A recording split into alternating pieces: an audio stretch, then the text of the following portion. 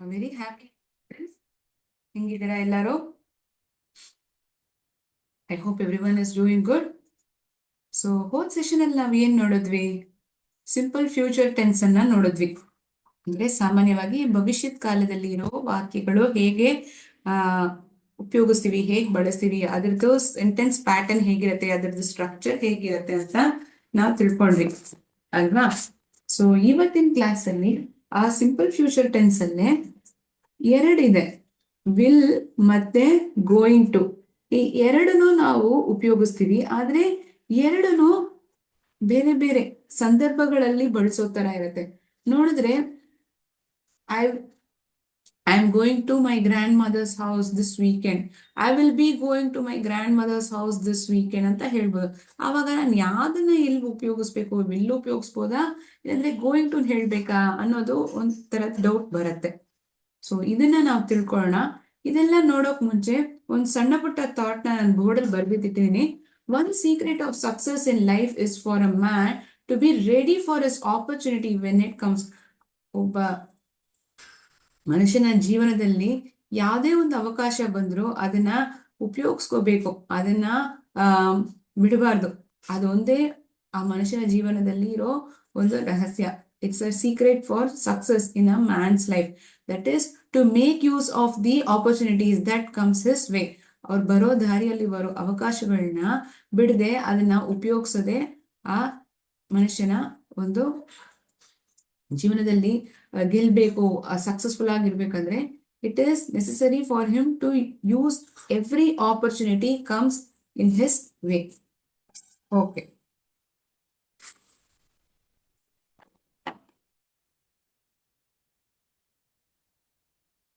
ಒಂದು ನಿಮಿಷ.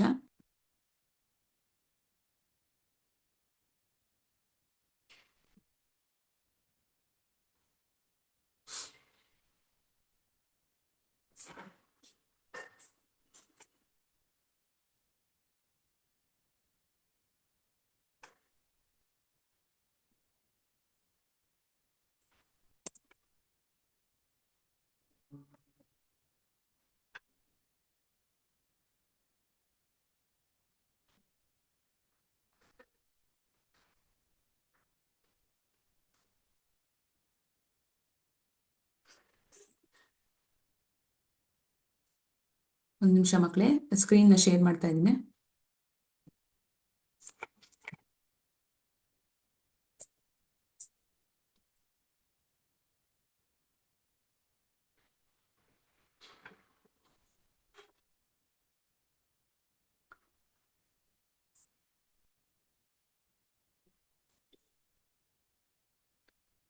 ಈ ವಿಲ್ ಮತ್ತೆ ಗೋಯಿಂಗ್ ಟು ಯಾವಾಗೆಲ್ಲ ನಾವು ಉಪಯೋಗಿಸ್ತೀವಿ? ನಿಮ್ಗೆ ತಕ್ಷಣ ಒಂದು ವಿಷಯವನ್ನ ಹೇಳ್ಬೇಕು ಅಂದ್ರೆ, if at all I am taking the decision right at the moment, ಆ ಒಂದು ಸಂದರ್ಭದಲ್ಲೇ ನಾನು ಆ ಡೆಸಿಷನ್ ತಗೊಳ್ತಿದ್ದೀನಿ ಅಂದ್ರೆ we use will. Decision taken at the moment.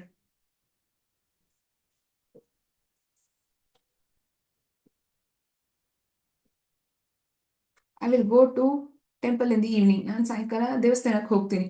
ಇವಾಗ ನಿಮ್ಗೇನೋ ಅನಿಸ್ತಿದೆ, so you are taking the decision at the moment.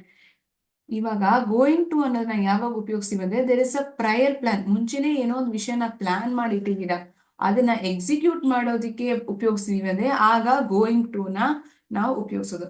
ಇದೇ ತರ ಬೇರೆ ಬೇರೆ ಸಂದರ್ಭಗಳಿದೆ. ಒಂದೊಂದು ಸಂದರ್ಭಗಳಿಗೂ ಅದ್ರ ಜೊತೆ ಇರೋ ಸೆಂಟೆನ್ಸ್ ನಾವು ಸೇರಿ ಅರ್ಥ ಮಾಡ್ಕೊಳ್ಳೋಣ.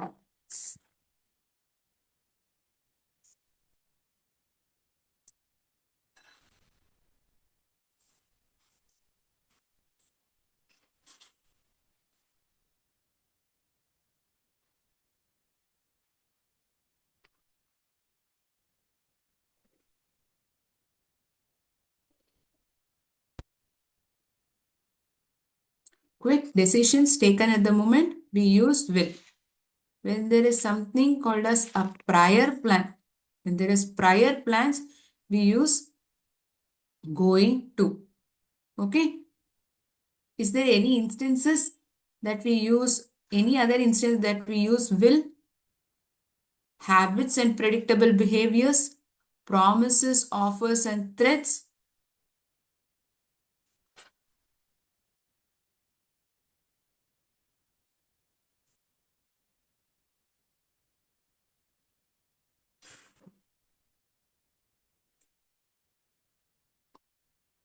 Quick decisions taken at the moment.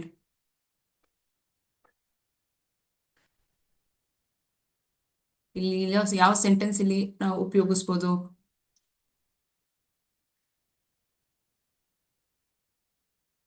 ತಕ್ಷಣ ಆ ಒಂದು ಸಂದರ್ಭದಲ್ಲಿ ನಾವು ತೆಗೆಯೋ ಒಂದು decision.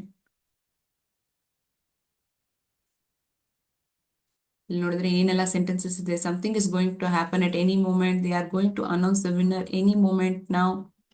The dog will bark if it sees a stranger. If you tell lies, I will inform your father. The baby will cry if she is hungry. I promise that she will give back the money.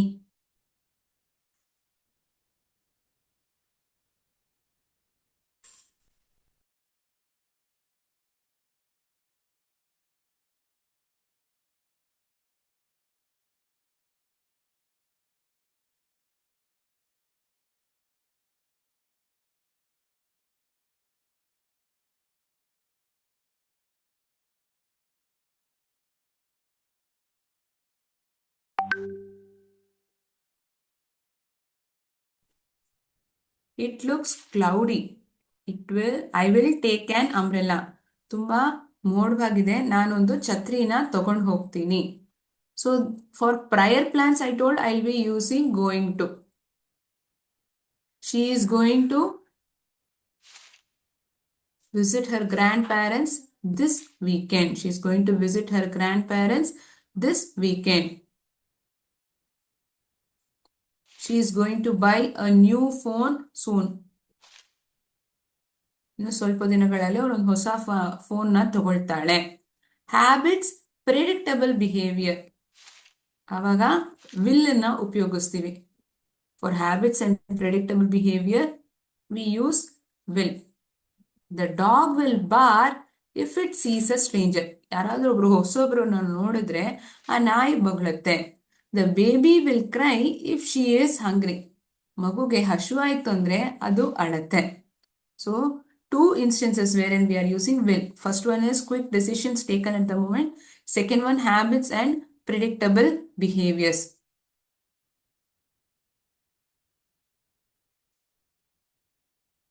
For promise, offers and threats as well, we use will. I promise that she will give back the money. ಅವಳು ದುಡ್ಡನ್ನ ವಾಪಸ್ ಕೊಡ್ತಾಳಂತ ನಾನು ನಿನಗೆ promise ಮಾಡ್ತೀನಿ. ಬೇರೆ ನೀನು ಸರಿ ನನ್ಗೆ ಉತ್ತರ ಹೇಳಲಿಲ್ಲ ಅಂದ್ರೆ ನಾನು ನಿನ್ನ ಬಗ್ಗೆ ಕಂಪ್ಲೇಂಟ್ ಮಾಡ್ಬಿಡ್ತೀನಿ. ಈ ತರ ಒಬ್ಬರನ್ನ ಥ್ರೆಟನ್ ಮಾಡ್ತಿದೀವಿ ಅಂದ್ರೆ ಆವಾಗ್ಲೂ ನಾವು ವಿಲ್ ನ ಉಪಯೋಗಿಸ್ತೀವಿ. If you tell lies I will inform your father. ನೀನ್ ಸುಳ್ಳು ಹೇಳಿದ್ರೆ ನಾನು ಅಪ್ಪ ಹತ್ರ ಹೇಳ್ಬಿಡ್ತೀನಿ. If you tell lies I will inform your father. So this is regarding will. Something pertaining to something is going to happen any moment. For that as well we use going to.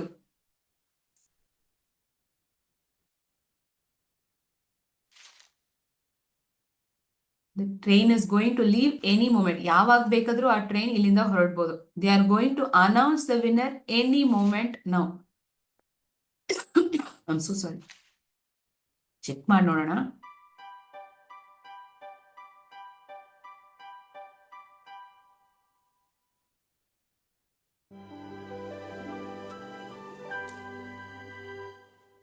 Yes.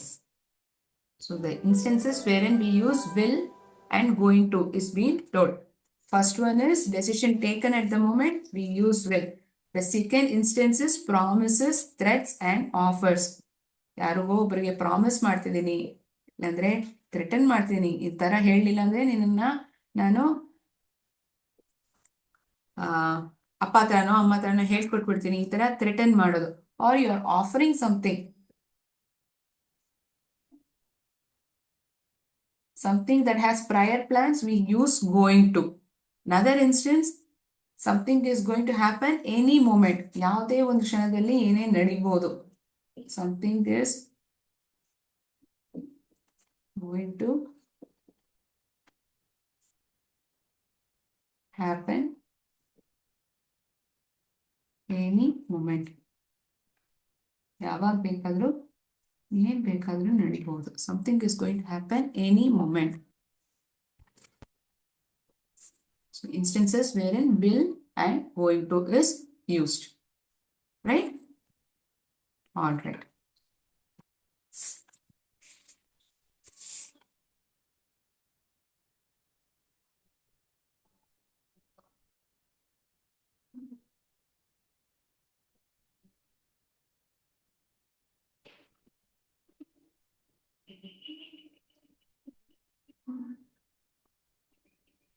ಒಂದು ನಿಮಿಷ.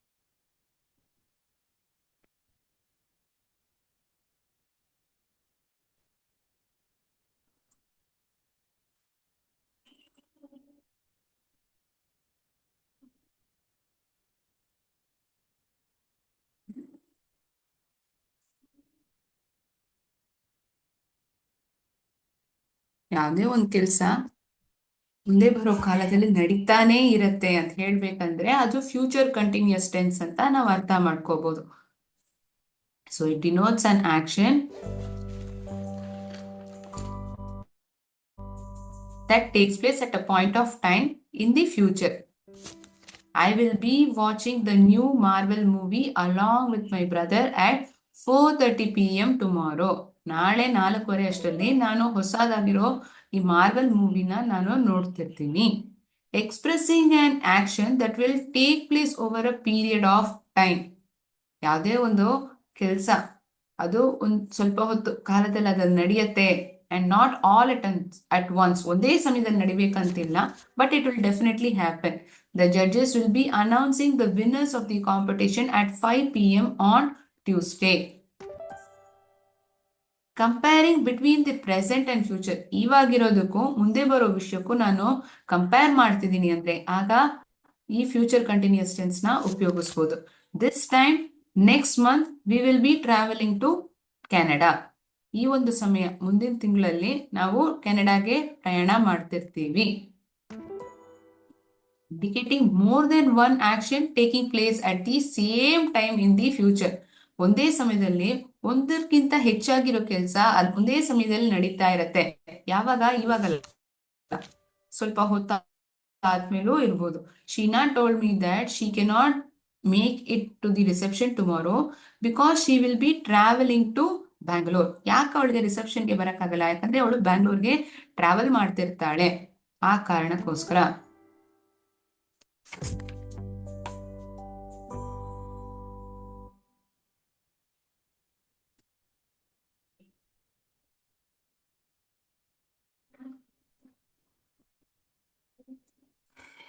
Meaning ಅಂತ ನೋಡಿದ್ರೆ ಅದಕ್ಕಂತ ಏನಾದ್ರು specific ಆಗಿ ಅರ್ಥ ಇದೆಯಾ?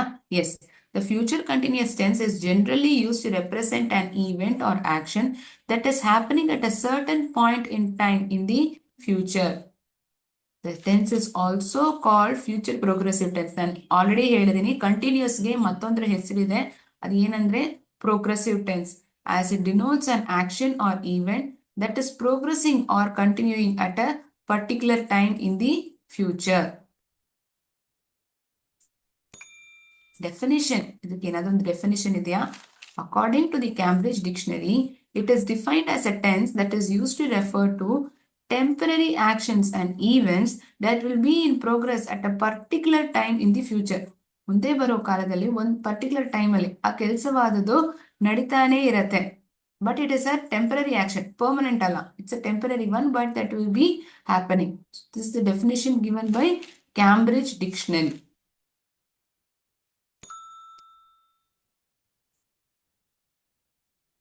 ಏನಿದು ಸೆಂಟೆನ್ಸ್ ಇನ್ ಸ್ಟ್ರಕ್ಚರ್ ಹೇಗಿರತ್ತೆ ಫ್ಯೂಚರ್ ಕಂಟಿನ್ಯೂಸ್ ಟೆನ್ಸ್ ಅಲ್ಲಿ? ಸಬ್ಜೆಕ್ಟ್, ಹೆಲ್ಪಿಂಗ್ ವರ್ಬ್ ಆದದ್ದು ವಿಲ್ ಬಿ. ಅಲ್ಲಿ ನೋಡಿದ್ರೆ ಫ್ಯೂಚರ್ ಸಿಂಪಲ್ ಫ್ಯೂಚರ್ ಟೆನ್ಸ್ ಅಲ್ಲಿ ಬರೀ ವಿಲ್ ಹೇಳಿದ್ವಿ. ಇಲ್ಲಿ ವಿಲ್ ಬಿ ಅದಾದ್ಮೇಲೆ ವರ್ಬ್ ಜೊತೆ ING ನ ನಾವು ಸೇರಿಸಿದೀವಿ. ಅದಾದ್ಮೇಲೆ ಮಿಕ್ಕಿರೋ ಸೆಂಟೆನ್ಸ್ ನ ನಾವು ಬರಿತೀವಿ. Positive sentence, subject, helping verb, past participle form of the verb.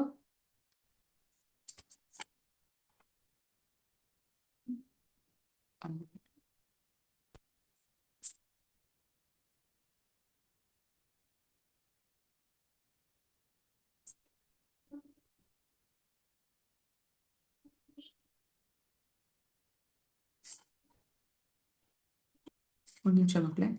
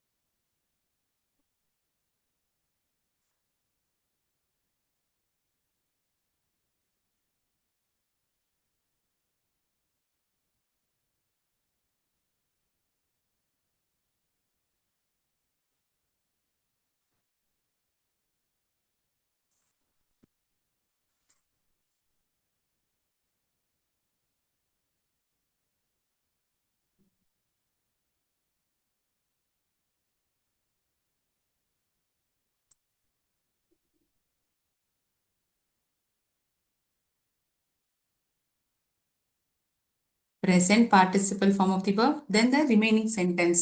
So ಇದೇ ಪಾಸಿಟಿವ್ ಸೆಂಟೆನ್ಸ್ ಇದು structure.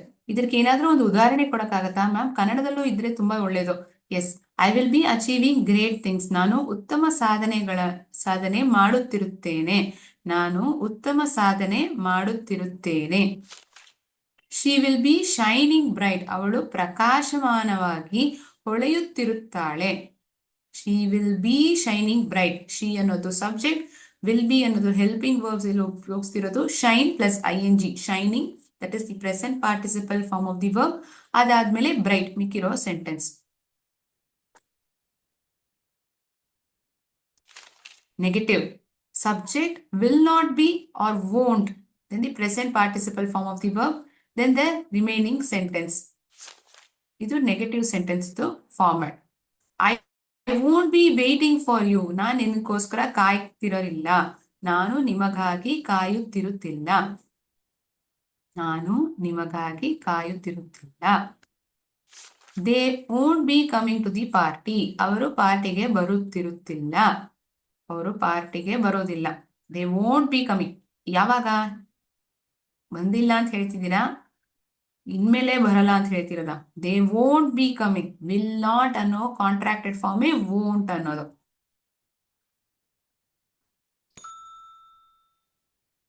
Positive interrogative, will plus subject be, then the present participle form of the verb, remaining sentence. ಇದು positive interrogative sentence format. Will they be launching the product soon. ಅವರು ಶೀಘ್ರದಲ್ಲೇ ಉತ್ಪನ್ನವನ್ನು ಬಿಡುಗಡೆ ಮಾಡುತ್ತಿರುತ್ತಾರೆಯೇ? Will they be launching the product soon ನೋಡಿದ್ರೆ ಈ helping verb ಆದದ್ದು ಸೆಂಟೆನ್ಸಿನ ಪ್ರಾರಂಭದಲ್ಲೇ ಬಂದ್ಬಿಡತ್ತೆ, right? Will she be singing at the event. ಆ ಒಂದು ಕಾರ್ಯಕ್ರಮದಲ್ಲಿ ಅವಳು ಹಾಡುತ್ತಿರುತ್ತಾಳ. Will she be singing at the event. ಅವಳು ಕಾರ್ಯಕ್ರಮದಲ್ಲಿ ಹಾಡುತ್ತಿರುತ್ತಾಳೆಯೇ?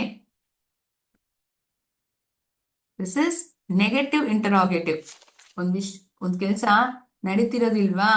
Will subject not, will not subject ಅಂತ ಹೇಳಲ್ಲ. ವಿಲ್ ಆದ್ಮೇಲೆ ಸಬ್ಜೆಕ್ಟ್ ಆದ್ಮೇಲೆ not be, present participle form of the verb, then the rest of the sentence. won't he be joining us for dinner. ಅವನು ನಮ್ಮೊಂದಿಗೆ ಭೋಜನಕ್ಕೆ ಸೇರುತ್ತಿರುತ್ತಿಲ್ಲವೇ? ಅವನು ನಮ್ಮೊಂದಿಗೆ ಭೋಜನಕ್ಕೆ ಸೇರುತ್ತಿರುತ್ತಿಲ್ಲವೇ? won't you be attending the meeting. ನೀವು ಸಭೆಗೆ ಹಾಜರಾಗುತ್ತಿರುತ್ತಿಲ್ಲವೇ? won't you be attending the meeting. So these are the meaning, definition, and the structure of the sentence that we have seen.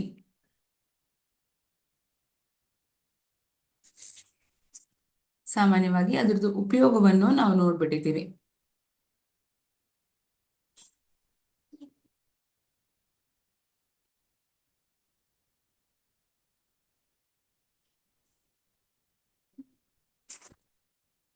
ಇವಾಗ ಮಕ್ಕಳೇ ನಿಮ್ಗೆ ಗೊತ್ತಾಗ್ಬಿಟ್ಟಿದೆ ಅಂತ ಅಂದ್ಕೊಳ್ತೀನಿ.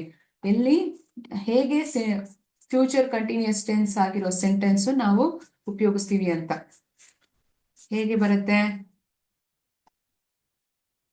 ಸಬ್ಜೆಕ್ಟ್ ಆದ್ಮೇಲೆ ವಿಲ್, ಅದ್ ಜೊತೆಗೆ ಬಿ ಅನ್ನೋ ಹೆಲ್ಪಿಂಗ್ ವರ್ಬ್ ಇರುತ್ತೆ, ವರ್ಬ್ ಜೊತೆ ING, ಅದಾದ್ಮೇಲೆ ಮಿಕ್ಕಿರೋ sentence, the object of the sentence.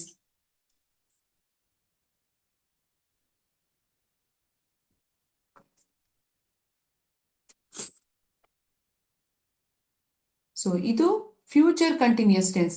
Present continuous ನೆನಪಿದ್ಯಾ? ಪ್ರೆಸೆಂಟ್ ಕಂಟಿನ್ಯೂಸ್ ಅಲ್ಲಿ ಹೇಗಿತ್ತು? ಆಮ್, ಇಸ್, ಆರ್, ಅದ್ ಜೊತೆ ವರ್ಬ್ ಪ್ಲಸ್ ING ಬಂತು. ಇದು ಪ್ರೆಸೆಂಟ್ ಕಂಟಿನ್ಯೂಸ್. ಸೊ ಮರಿಬಾರ್ದಲ್ವಾ? ಕಲ್ತಿರೋ ವಿಷಯನ ನಾವು ಮರೆಯೋಂಗಿಲ್ಲ. ಪಾಸ್ಟ್ ಕಂಟಿನ್ಯೂಸ್ ಅಲ್ಲಿ ಹೇಗಿತ್ತು ಮಕ್ಕಳೇ? How was it in the past continuous? Subject plus was or were, ಅದ್ರ ಜೊತೆ ವರ್ಬ್, ಅದಾದ್ಮೇಲೆ ING ನ ನಾವು ಸೇರಿಸಿರ್ತೀವಿ.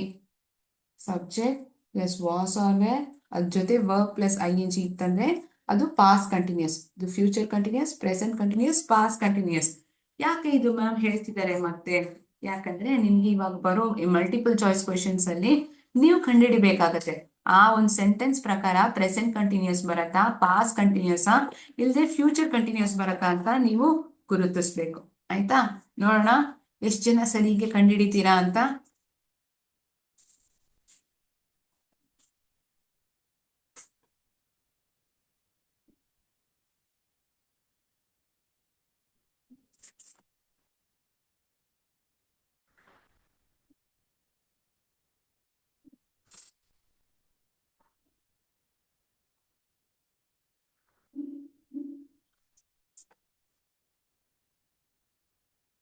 ಸ್ಕ್ರೀನ್ ಶೇರ್ ಮಾಡ್ತೀನಿ.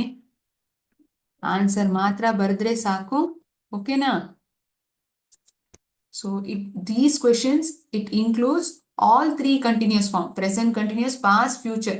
ಸೊ ನಿಮ್ಗೆ ಮರ್ತೋಗ್ದೇ ಇದೆಯಾ ಅಂತ ನಾನು ನೋಡ್ತೀನಿ. She dash a book right now. ಈಗ ಸದ್ಯಕ್ಕೆ ಒಂದು ಬುಕ್ ನ ಓದ್ತಿದ್ದಾಳೆ. ಹೇಗದು ಗೊತ್ತಾಗತ್ತೆ ಮ್ಯಾಮ್? ನೌ ಅಂತಿಲ್ ಇದೆಯಲ್ವಾ? So with this word we can come to a conclusion that an action or event is happening continuously right at the moment. She is reading, she was reading, she will read, she reads a book right now, which is the correct form in continuous form.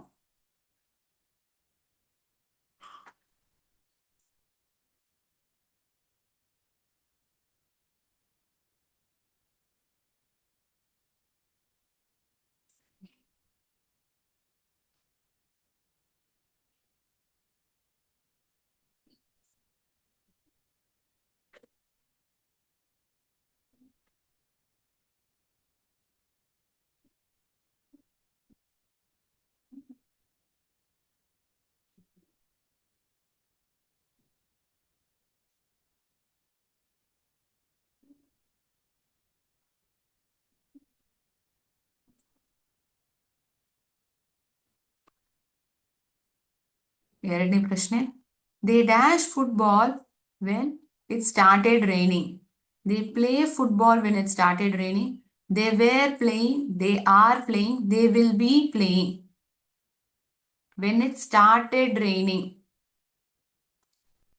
ಅಂದ್ರೆ ಒಂದು ಕೆಲಸವಾದದ್ದು ನಡೀತಾನೆ ಇತ್ತು, ಆಗ ಏನ್ ಆಯ್ತು? ಹೀಗೆ ಅರ್ಥ ಮಾಡ್ಕೋಬೋದಾ ನಾವು ಆ ಸೆಂಟೆನ್ಸ್ ನ ಗಮನದಿಂದ ಓದ್ಬೇಕು. ವೆನ್ ಇಟ್ ಸ್ಟಾರ್ಟೆಡ್ ರೈನಿಂಗ್ ಅನ್ನೋದು ಇದೆ. ಅಂದ್ರೆ ಒಂದು ಕೆಲಸವಾದದ್ದು ನಡೀತಿದ್ದಾಗ. So does it pertain to present continuous or past continuous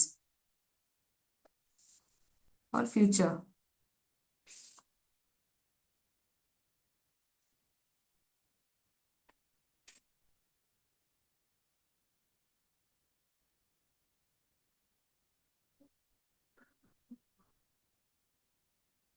Third one. I dash dinner at 8 p.m. tomorrow. I eat dinner. I am eating. I will be eating. Was eating.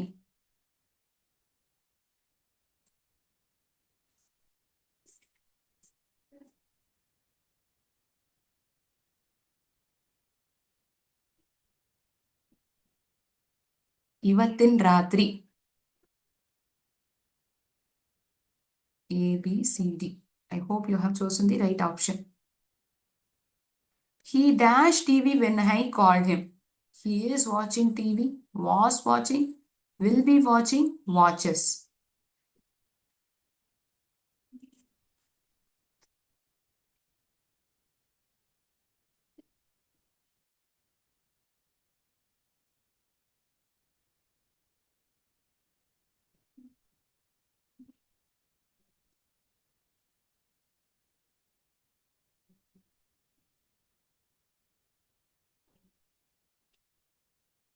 Next question. We dash for exam tomorrow morning. ನಾಳೆ ಎಕ್ಸಾಮ್ಗೆ ನಾವು ತಯಾರಿ ಮಾಡ್ತಾ ಇದ್ದೀನಿ ಹೇಗೆ ಹೇಳೋಣ? We are preparing for the exam tomorrow. We were preparing for the exam tomorrow morning. We will be preparing. We prepare.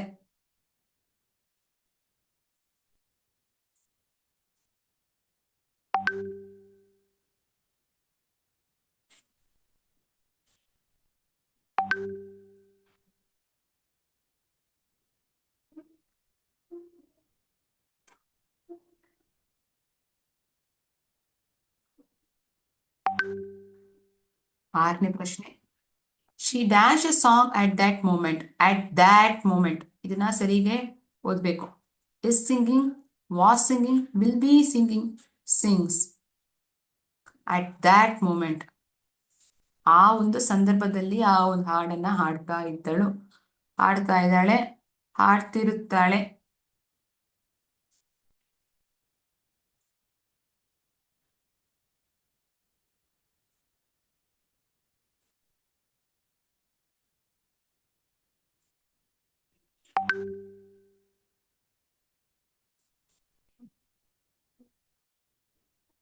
They dash to school now. ಅವರು ಈಗ ಶಾಲೆಗೆ ಹೋಗುತ್ತಿದ್ದಾರೆ. They go, are going, were going, will be going.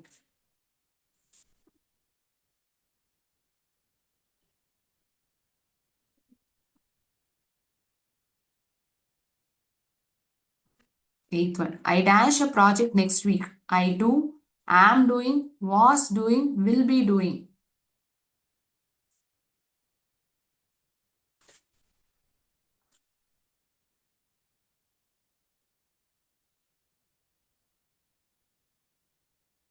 Ninth question.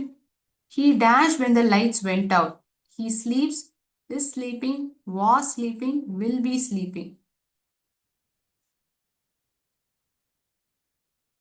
Current ಹೋದಾಗ ಅಂದ್ರೆ ಆ lights ಹೊಟ್ಟೋದಾಗ ಅವನು ಏನ್ ಮಾಡ್ತಿದ್ದ? ಅವನು ನಿದ್ದೆ ಮಾಡ್ತಾ ಇದ್ದ. Sleeps, is sleeping, was sleeping, will be sleeping.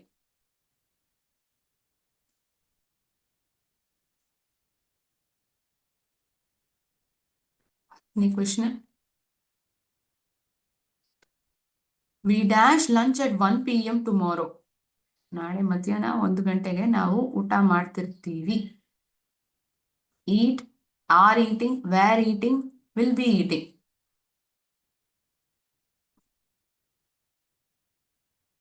Okay.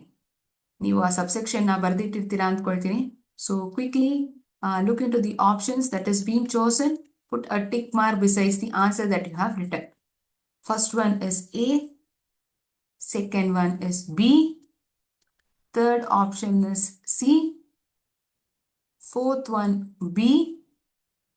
Fifth C option. 6 B, 7 it is B, 8 D, 9 C, again 10 it is the D option. So how many of you have scored 10 on 10? Let me know in the chat box. Okay. ಅನೇಕವಾಗಿ ಎಲ್ಲರೂ full marks ತೆಗ್ತಿರ್ತೀರಾ ಅಂದ್ಕೊಳ್ತೀನಿ. So I shall end the session over here. We will continue future tense in upcoming B class as well. Ma'am wait ಮಾಡ್ತಿದ್ದಾರೆ. Have a great week ahead. Thank you so much. Jai Hind, Jai Bharat, Jai Vidya Shakti.